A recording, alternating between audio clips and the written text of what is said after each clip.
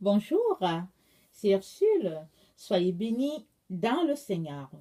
Aujourd'hui, nous allons parler d'un sujet qui est très délicat dans le milieu chrétien. On n'en entend pas beaucoup parler. Alors, c'est la contraception. Donc voilà. Alors, on a le choix de continuer de mettre la tête dans le sable et puis de faire comme l'Autriche pour ne pas en parler. Ou bien on a aussi le choix d'aborder ce sujet-là, qui est un sujet important pour Dieu en tout cas. Si pour vous, ça ne l'est pas, pour Dieu, c'est très important. Et voilà, dans le milieu chrétien, il y a plusieurs qui ont dit, qui ont dit ou bien qui pensent que la contraception fait partie des zones grises, disent-ils. Il y a des gens qui disent que dans la Bible, il y a des zones grises. Alors moi, je suis là pour te dire qu'il n'y a aucune zone grise dans la Bible. Parce que Dieu est lumière. Et en lui, il n'y a point d'ombre de variation. Si tu as lu un passage dans la Bible et que tu ne comprends pas, ou bien si dans ta vie, tu es confronté à une situation et puis tu ne trouves pas la solution, peut-être dans la Bible en lisant, alors continue de lire. Mais ne dis pas que ce sujet-là auquel tu es confronté fait partie des zones grises. Parce que ça, c'est faire de Dieu un menteur. Dieu n'a jamais mis une zone grise dans la Bible. Tout dans la Bible est clair. Il s'est bien défini et l'Esprit de Dieu est là pour t'éclairer. Alors vraiment, toi qui m'écoutes, si vraiment tu as déjà entendu un enseignement comme ça sur les zones grises, sur le fait que bon, c'est un sujet que Dieu n'en parle pas, si tu as déjà entendu cet enseignement-là, je t'encourage à jeter ça dans la poubelle. Cette pensée-là, à la jeter dans la poubelle parce que Dieu est lumière et si tu veux qu'il t'éclaire, il va t'éclairer et tout est dans la Bible. Il n'y a rien auquel tu peux être confronté sans que la Bible n'ait trouvé une solution, sans que la Bible n'en dise quelque chose. La Bible va dire quelque chose de ça. Donc voilà. Alors, je voulais déjà te dire que, au fait, le sujet de la contraception est bien abordé par Dieu dans la Bible, et puis ça dès le début. Donc, il y a des gens qui disent que, bon, Dieu n'en parle pas, mais au fait, c'est là dans la Bible. Alors, j'aimerais t'inviter à lire Genèse 1 à partir du verset 26. Donc voilà, je vais lire cette partie-là. Alors, ça dit ceci. Euh, Bon, ok, je vais lire à partir du verset 25. Alors, Genèse 1, verset 25. Dieu fit les animaux de la terre selon leur espèce, le bétail selon son espèce, et tous les reptiles de la terre selon leur espèce.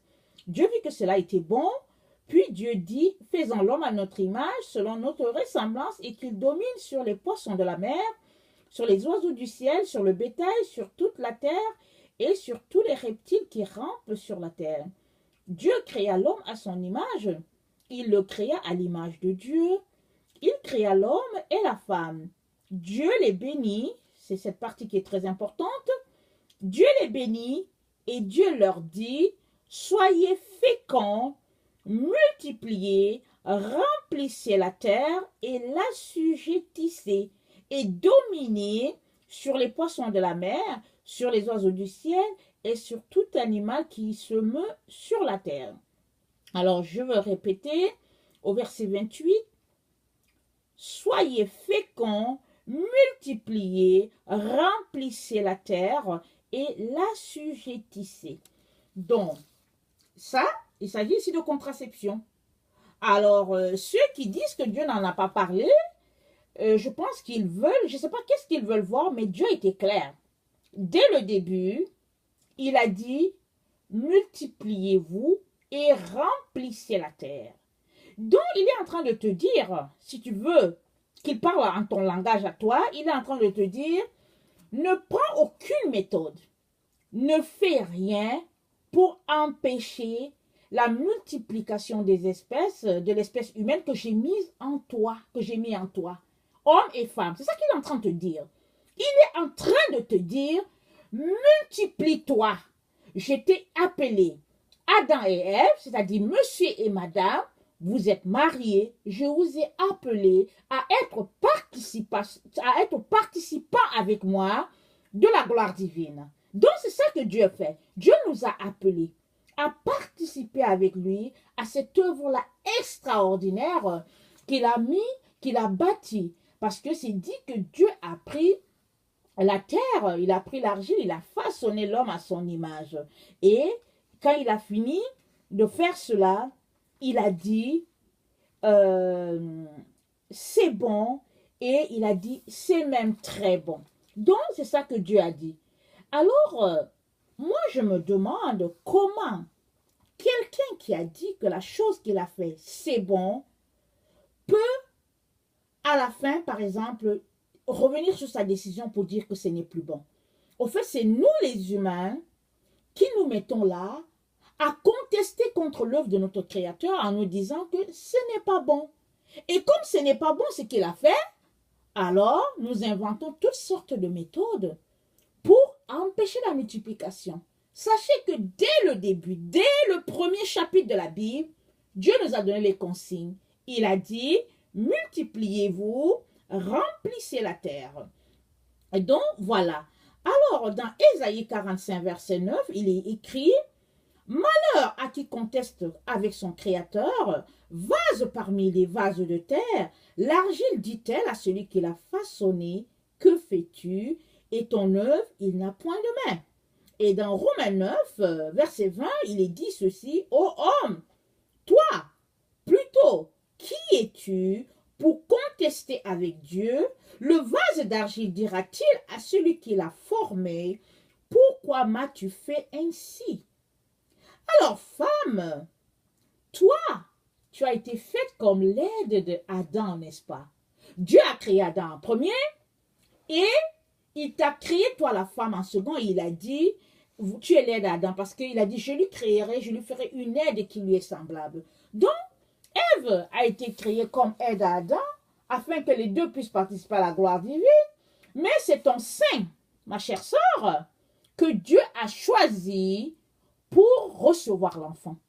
Il n'a pas choisi le sein de l'homme. Dieu ne l'a pas fait dans sa morphologie. Dieu n'a pas choisi le sein de l'homme pour recevoir l'enfant, mais il a choisi le sein de la femme pour recevoir l'enfant. Alors, mais toi, tu ne peux donc pas aujourd'hui t'arrêter et dire, mais pourquoi c'est moi qui l'ai choisi? Moi, je ne veux tout simplement pas. Et pour cela, tu te mets à prendre des méthodes contraceptives pour empêcher l'œuvre de Dieu et puis pour empêcher que ce que Dieu a déclaré bon puisse continuer d'être bon sur la planète Terre. Ésaïe 29,16 nous dit, quelle perversité est la vôtre! Le potier doit-il être considéré comme de l'argile pour que l'ouvrage dise de l'ouvrier, il ne m'a point fait? Pour que le vase dise de potier, il n'a point d'intelligence. Écoutez, mes chers frères et sœurs, aujourd'hui, Dieu est pris pour la personne qui n'est pas intelligente parce que, aux yeux de plusieurs, il a mal fait les choses. Il a tellement mal fait les choses que pourquoi il n'a pas donné aussi à l'homme, par exemple, de porter le bébé et qu'il a juste donné ça à la femme? Pourquoi est-ce qu'il a fait que la femme puisse porter les enfants à ne plus en finir? Pourquoi et pourquoi et pourquoi? C'est ça que l'argile passe le temps à poser comme question au potier. Et ici, ce verset nous dit, depuis quand? Depuis quand l'argile peut-elle faire ça? Alors, je vais revenir. Moi, je prends souvent du temps pour peindre. Hein. Pour peindre, j'aime beaucoup les arts, le dessin et tout. Mais moi, je n'ai jamais vu un tableau me dire, mais Ursule, pourquoi tu fais ça? Pourquoi tu me donnes cette forme-là? Pourquoi, écoute, tu fais ça? Je n'ai jamais entendu une feuille, alors que je dessine, me dire, le dessin là sur la feuille, me dire, bon Ursule, écoute, la forme que tu me donnes, je ne l'aime pas. Je veux plutôt que tu me donnes cette forme. Je n'ai jamais vu ça. Et c'est de ça que ce verset est en train de parler. Parce que depuis quand l'argile s'assoit-elle pour contester avec la personne qui l'a fait? C'est Dieu qui nous a fait. Il nous a donné une mission sur cette terre. Et la question est celle-ci. Veux-tu faire la mission que Dieu t'a confiée ou ne veux-tu pas la faire? Parce qu'il est très important que tu répondes à cette question. Parce que si tu réussis à répondre à cette question-là, tu pourras répondre à la question de la contraception. Parce que le tout doit se déterminer dès le début. Si dès le début, tu pars du mauvais pied, tout le reste sera du mauvais pied. Mais si tu pars du bon pied, tu vas asseoir la vérité et c'est par la vérité que tu seras affranchi. Donc, je pense que, au fait, il est très important. Il est important autant bien pour la femme que pour l'homme parce que il faut un homme et une femme pour avoir un enfant. La femme ne fait pas l'enfant seule. Et puis, même si de nos jours, avec l'insémination et puis toutes sortes de méthodes scientifiques, c'est possible qu'il y a des femmes qui se retrouvent à avoir des enfants, mais toujours est-il qu'elles ont pris le sperme de l'homme et puis bon, par les croisements et tout, ça a donné un enfant. Il faut toujours un homme et une femme pour qu'il y ait un enfant.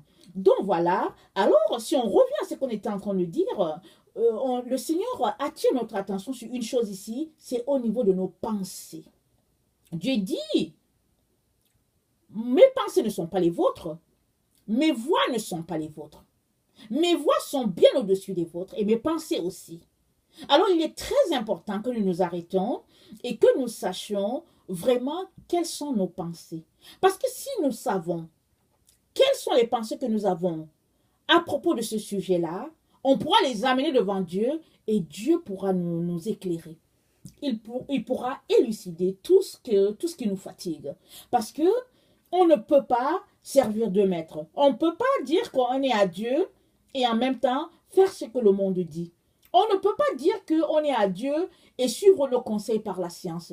On ne peut pas non plus dire qu'on est à Dieu et mettre notre tête dans le sable et ne pas vouloir répondre à cette question-là. Et monsieur et madame se retrouvent tout seuls dans leur chambre et ils décident doucement que bon, voilà ce qu'on va faire et tout. Et quand ils sortent, bon, alléluia, amen, ils lèvent le main, ils sont en train de louer le Seigneur et tout, comme si de rien n'était, alors qu'ils ont un sujet qui les ronge, parce que au fait, et ils sont pris par cette situation-là, ils veulent pas qu'on se moque d'eux dans le monde, et ils veulent aussi faire la volonté de Dieu, ils ne savent plus quoi faire, ou bien ils veulent une carrière, et puis les enfants, ça dérange, et tout. Mais, toi qui m'écoutes, regardez, et je pense que c'est l'Ecclésiaste qui a dit que vanité des vanités, tout est vanité.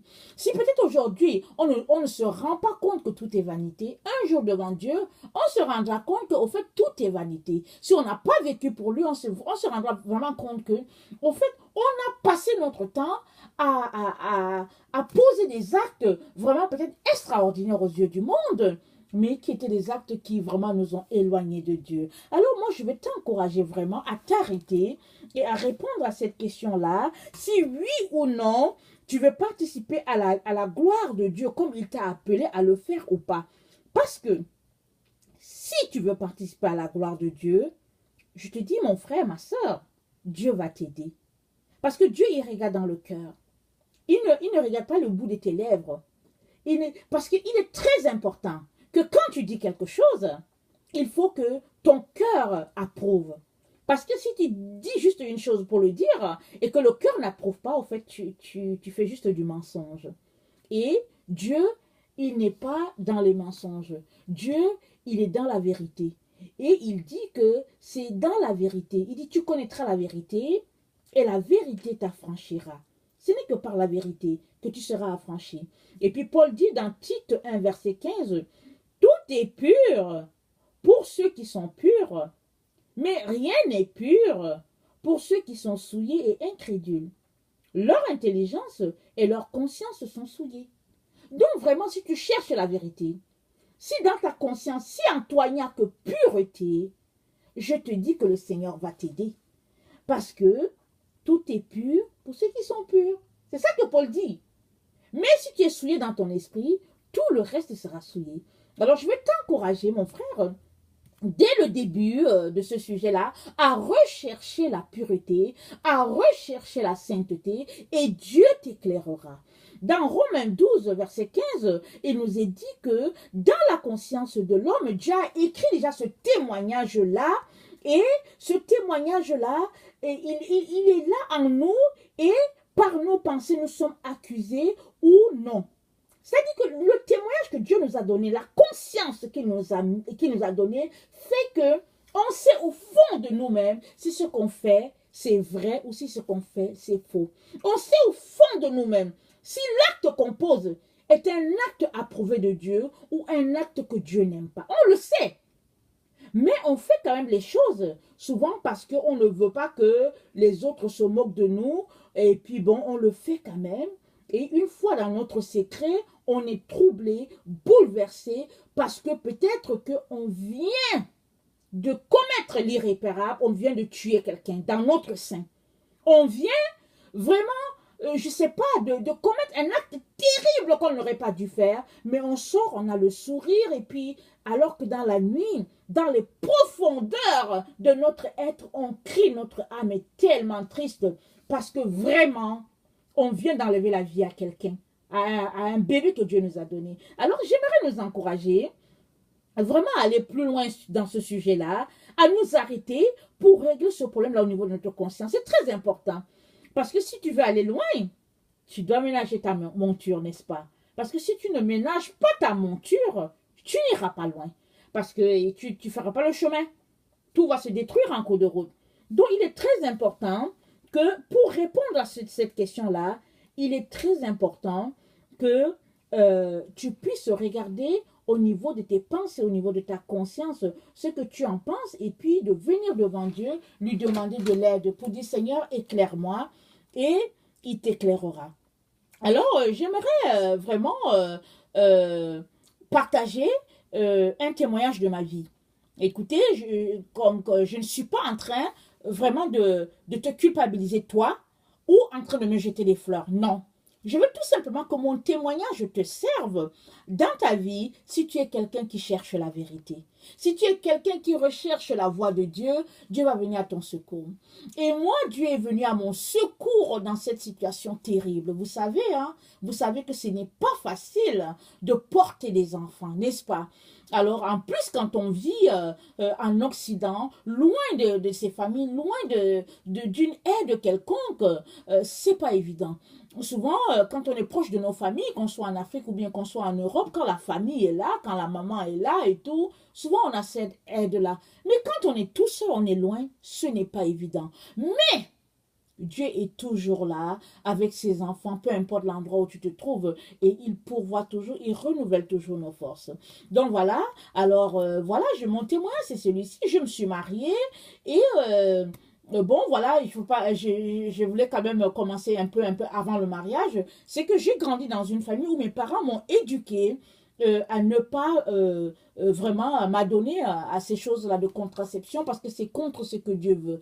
Et mon grand-père était un serviteur de Dieu et on a vraiment reçu cette grâce-là d'avoir cet enseignement-là. Mais vous savez que tu peux entendre un enseignement et après, maintenant, quand tu es dans le feu de l'action, c'est là que tu dois décider. Alors, donc, voilà, je me suis donc mariée et puis bon, et dès qu'on s'est marié, on a encore reçu une seconde grâce, c'est que Dieu est venu à nous, mon mari et moi, et il nous a dit de ne pas faire ces choses-là qu'il appelle abomination. Il a dit la contraception, c'est une abomination pour moi l'Éternel. Vous êtes mes enfants, vous ne ferez pas ça. Alors on était contents, mon mari et moi, alléluia, le Seigneur nous a parlé, on était contents, on jubile, Jésus nous a parlé, Dieu nous a parlé. Vous savez que quand Dieu parle, on est toujours content, hein? Mais maintenant, quand il faut mettre en application, c'est là que ce n'est pas facile, on s'arrête, on se dit, mais est-ce qu'il nous a vraiment parlé? Est-ce que c'est vraiment ça qu'il voulait dire? Et on essaie de chercher les voies et moyens pour contourner. Alors, donc voilà, après que Dieu nous ait parlé, nous avons eu 1, 2, 3 enfants. Vous savez, un premier enfant, hein, on l'aime, c'est beau, et, hein, écoute, c'est la découverte, hein, extraordinaire. Deuxième enfant, un autre sexe, le sexe différent du premier. On dit, oh, alléluia, merci Seigneur, on est toujours émerveillés. Troisième enfant, bon, comme il n'y a pas un troisième sexe, le troisième enfant, il est là, et puis bon, on commence à voir que bon, les choses commencent à être compliquées, hein. Parce que ça fait 3 enfants, ils sont encore petits, et puis bon, comment on va faire? Bon, madame voulait aussi une carrière, et puis bon, on y réfléchit, et puis hop, quatrième enfant. Là, mon mari et moi, on s'est arrêtés, on s'est dit non, trop c'est trop, surtout que hein, nos amis, les gens que nous côtoyons à l'église, tout le monde commençait à nous regarder d'un œil bizarre. Alors, on se sentait jugé, condamné un peu partout. Les gens faisaient des blagues, les gens se moquaient de nous, toutes sortes d'histoires. Vous savez ce qui se passe avec les enfants? Qu'on soit en Afrique ou bien en Occident, peu importe l'endroit où on est, les enfants et leurs parents sont toujours objets de raillerie et de moquerie. Ils sont toujours la risée. Pourquoi? Parce que les enfants c'est là que se trouve le cœur de Dieu. Jésus a dit, laissez venir à moi les petits enfants, ne les empêchez pas parce que le royaume des cieux est pour tout cela qui leur ressemble. Alors Satan a trouvé une issue. Chaque fois qu'il y a des enfants quelque part, il va commencer avec une moquerie ou bien une raillerie.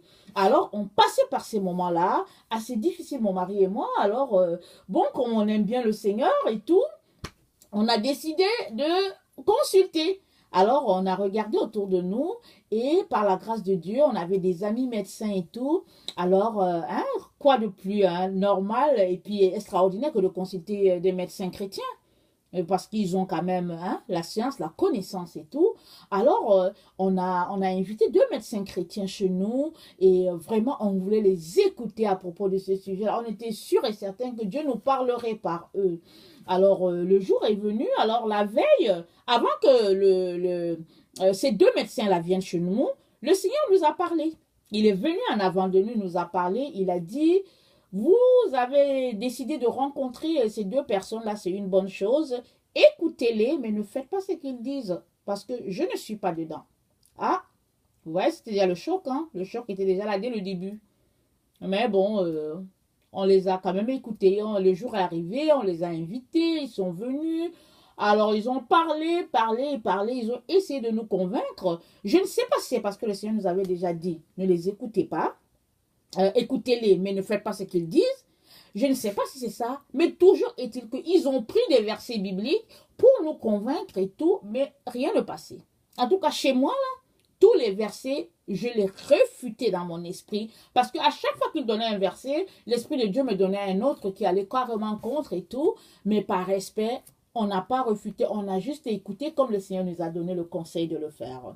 Alors, on a écouté, et puis bon, ils sont partis, et puis le 4e enfant est né. Alléluia, amen. Qu'est-ce qu'on fait maintenant que le 4e est né? Alors, après, ça n'a pas duré. Le 5e est arrivé. Donc, à partir de ce moment-là, vraiment, c'était le découragement, la fatigue et tout ce qu'on peut imaginer, parce que vous savez, c'est pas facile de porter les enfants, hein.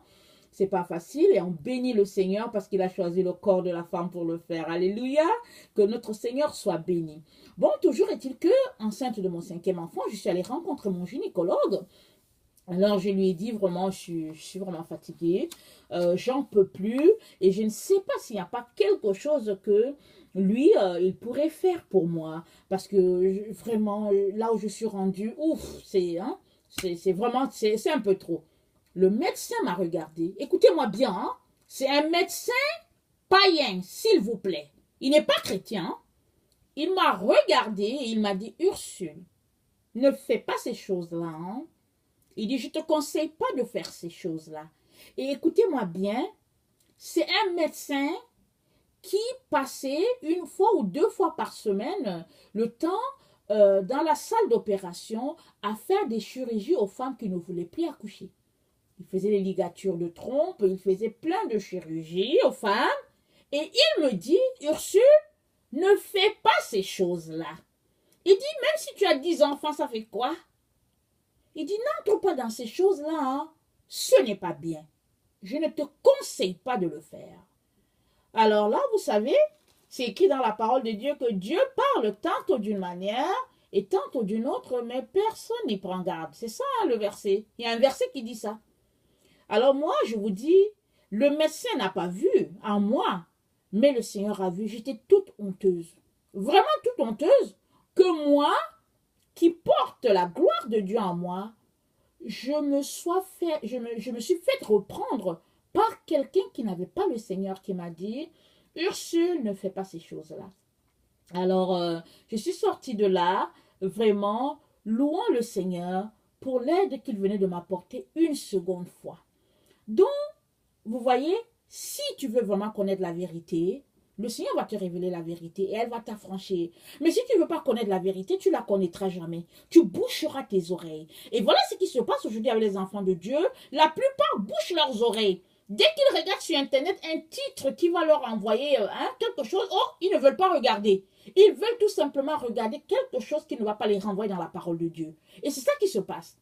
Donc, par la grâce de Dieu, ce jour-là, j'ai encore écouté le médecin, je l'ai écouté.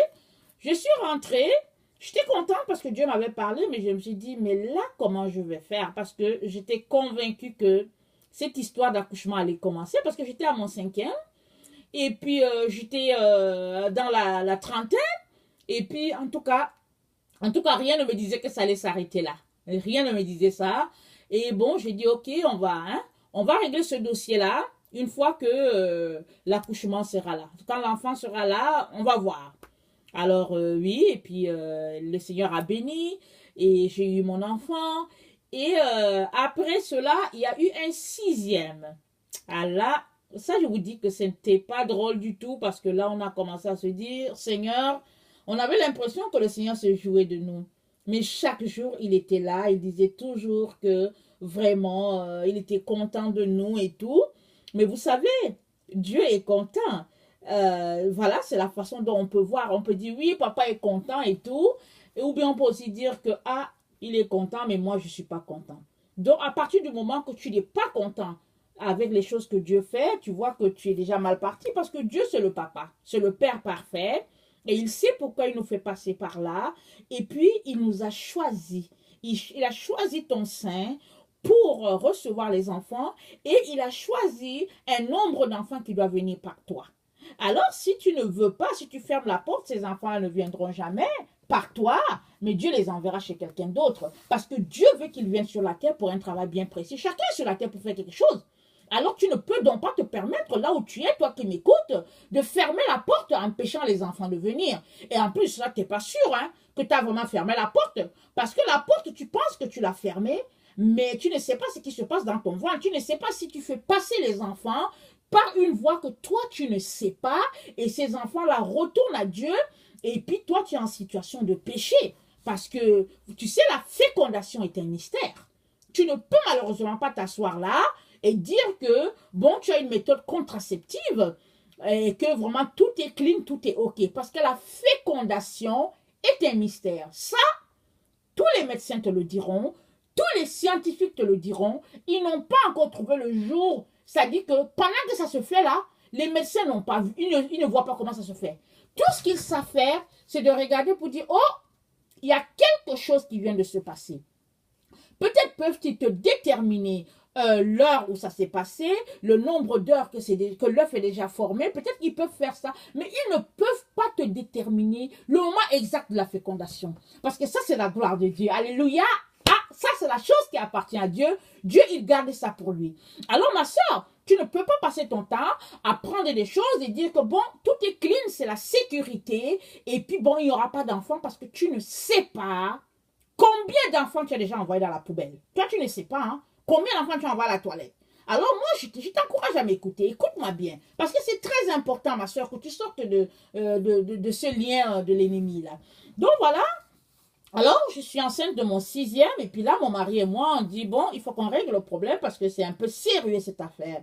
Alors, cette fois-ci, c'est mon mari qui a décidé de prendre les taureaux le taureau par les cornes. Il a dit, bon, ok, comme dans le pays où nous sommes, les hommes passent à l'action. Moi, je pense que cette fois-ci, moi, je vais passer au bistouri. Ah, vous voyez, mon mari est un mari courageux. Alors, il a décidé que ça en est trop. Il va vraiment régler ce problème-là une bonne fois pour toutes. Ah, parce qu'il était fâché, vraiment, il n'en pouvait plus. Alors, il est allé rencontrer un médecin. Le médecin lui a donné toutes les explications et tout. Et puis le médecin lui a dit, écoute, il n'y a pas de problème, ça c'est une chirurgie qui se fait très rapidement, il n'y a pas de problème. Écoute, on va t'appeler le plus rapidement possible. Et puis dès qu'il y a une place qui se libère, on t'appelle, ne t'inquiète pas, ça sera vite. Alors parce que mon mari il a dit, je vais m'assurer qu'il n'y aura pas un 7e. Alors voilà. Alors il est sorti de là, il est venu, il m'a partagé ça et tout. Bon, c'était bien. Mais vous savez, des enfants de Dieu, c'est toujours des enfants de Dieu, n'est-ce pas? Nous, on prie toujours, mon mari et moi. On prie toujours. Dans tout ce que nous faisons, on prie. Alors, même si on t'invite, on va toujours prier. Et pour dire, Seigneur, il y a telle personne qui arrive, on prie. Alors, on a continué de prier malgré le fait qu'il allait voir le médecin. On a prié, et pendant qu'on priait, ah, là, le Seigneur est venu nous parler. Ah, je vous dis, il n'a pas été tendre, hein? Parce que Dieu, c'est un papa, n'est-ce pas? Il n'a pas été tendre envers nous. Il nous a bien parlé, il a parlé à son fils. Alors, il nous a parlé. Bon, voilà, on s'est repenti, on a dit Seigneur, pardonne-nous. Puis bon, Seigneur, vraiment, et on était joyeux. On était joyeux de porter les enfants de Dieu. On s'est dit, mais dans le fond, qu'on porte 6 ou bien qu'on porte 10, ça change quoi? Alors on était heureux, on avait encore entendu la voix de papa, on était contents, tout ça. Et ça faisait à peu près 3 mois, le médecin n'avait jamais appelé. On s'est dit, mais tiens, il nous a oubliés ou quoi? Mais tant mieux, de toutes les manières, on ne revient plus en arrière. Papa nous a parlé, on va faire sa volonté jusqu'au bout. Après, à peu près 3 mois, le médecin appelle. Alors, monsieur Tatata, on est prêt. Et puis, est-ce que on appelle pour prendre un rendez-vous? Mon mari dit non, en fait, j'ai changé d'avis. Ah, mais le médecin s'est fâché, hein? Il s'est fâché. Il ne comprenait pas, mais on avait changé d'avis. Alléluia, le Seigneur nous avait parlé. Et voilà, ça c'est la gloire de Dieu. Alors, question de vous dire que si tu cherches la voix de Dieu, si tu veux entendre sa voix, Dieu va te parler. Il ne va pas te laisser dans l'ignorance. Donc voilà, on avait notre 6e enfant et puis on était tout entier. Moi, j'étais entière, je n'avais mis aucun bistouri sur moi. Mon mari était entier, pas de bistouri. Alors voilà, on avait un gros gâteau de 6. Alors Dieu a comblé le tout avec 2 autres cerises sur le gâteau. Alors finalement, aujourd'hui, au moment où je vous parle, j'ai un gros gâteau de 8. Alors je loue le Seigneur parce qu'il m'a rendu digne de porter 8 enfants. Alors, mais bon, souvent je dis aux enfants, maman aurait aimé avoir plus, mais on dirait qu'il n'y en a plus, hein, il n'y en a plus. Mais je loue le Seigneur parce que vraiment, sa grâce m'a aidé à passer à travers. Donc voilà, et comme je viens de te le dire, toi qui m'écoutes, je ne suis pas en train de me glorifier de cette situation. Je veux tout simplement te dire que moi aussi, je suis passée par des moments terribles. J'ai pleuré. J'ai mouillé mes oreillers. J'ai mouillé, en tout cas, j'ai mouillé des serviettes de pleurs parce que je n'en pouvais plus. Souvent, les gens se moquaient de moi. Souvent, j'étais malade. Souvent, j'en pouvais tout simplement plus de porter mon corps parce que, bon, vous savez, c'est pas évident. Et puis, bon, moi, je n'ai jamais eu de grossesse facile. Quand je tombe enceinte, je commence à vomir. Et puis, je finis de vomir sur la table d'hôpital. Et je n'ai jamais eu de grossesse facile. Mais je bénis vraiment le Seigneur parce que à chaque fois que je suis venue à lui pour demander, Seigneur, qu'est-ce que tu en penses? Il m'a parlé. Alors je te donne ce témoignage là pour te dire que, ma soeur, à quoi cela te sert-il vraiment de gagner le monde entier si tu te retrouves dans une situation où tu es contre la volonté de Dieu? Je t'encourage vraiment, ma soeur, à t'arrêter, à examiner tes pensées et à voir vraiment si ce que tu es en train de faire est correct ou pas. Si tu es quelqu'un qui cherche la voie de Dieu parce que peut-être tu n'es pas encore marié, donc tu n'as pas de problème de contraception ou pas, alors moi je vais t'encourager, ma soeur, en tout cas, n'entre pas dans cette affaire de contraceptif et puis tout ça là, n'entre pas dans ça.